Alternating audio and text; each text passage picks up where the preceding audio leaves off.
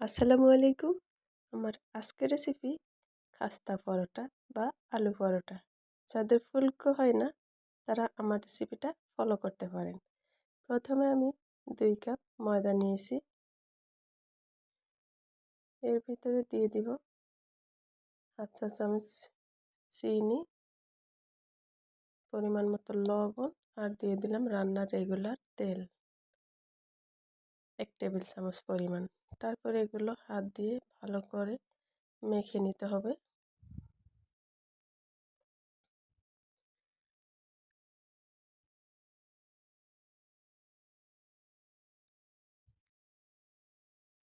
এখন কুসুম গরম পানি দিয়ে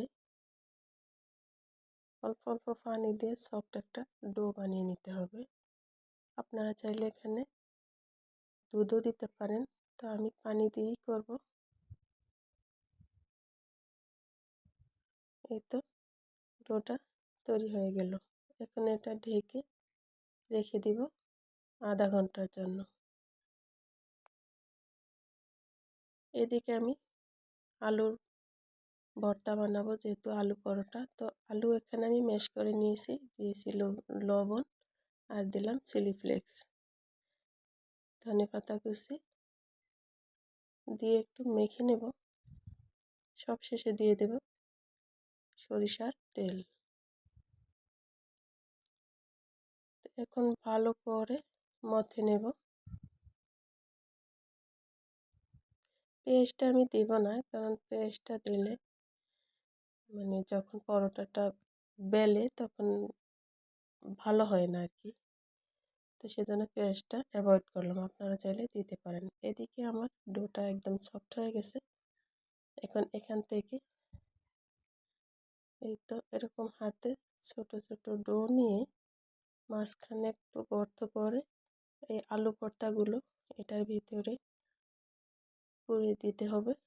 পুরে দিয়ে এটার মুখটাকে সিল করে দিতে হবে, বন্ধ করে দিতে হবে টোটালি। এই তো এরকম করে সবগুলো বানিয়ে নিব।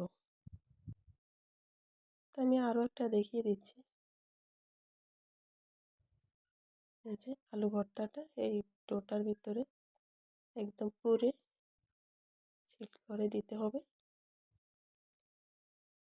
এখন এরকম করে আমি সবগুলো বানিয়ে তারপরে এখন এগুলো রুটি বেলে নিব, পরোটা বেলে নিব।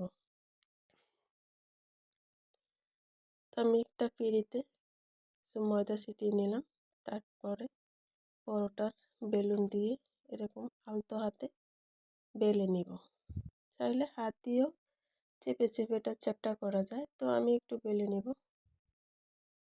তো এরকম করে আমি সবগুলো পরোটা বেলে নিব। এখন চলে গেছি ভাজার কাছে। চুলায় একটা প্যান বসিয়ে দিলাম। অল্প আছে প্রথম একবার দিয়ে একটু ভেজে নিলাম, তারপর উল্টিয়ে দিয়ে এখন দিয়ে দিব একটু তেল, অল্প একটু তেল দিয়ে দিব। তারপরে এখন এই যে একদম ফুলে যাচ্ছে, দেখলেন তো কত সুন্দর ফুলে যায়। তো এখন এরকম করে এপিস ওপিস করে উল্টে পাল্টে ভেজে নিব।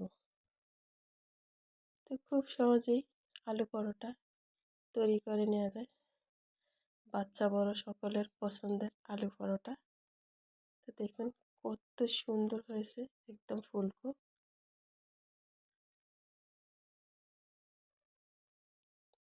তো কেমন লাগলো আমার ভিডিওটি কমেন্টে জানাবেন। আজ এই পর্যন্তই। সবাই অনেক ভালো থাকবেন, সুস্থ থাকবেন, নিরাপদে থাকবেন সেই কামনায় বিদায় নিচ্ছি। আল্লাহ হাফেজ।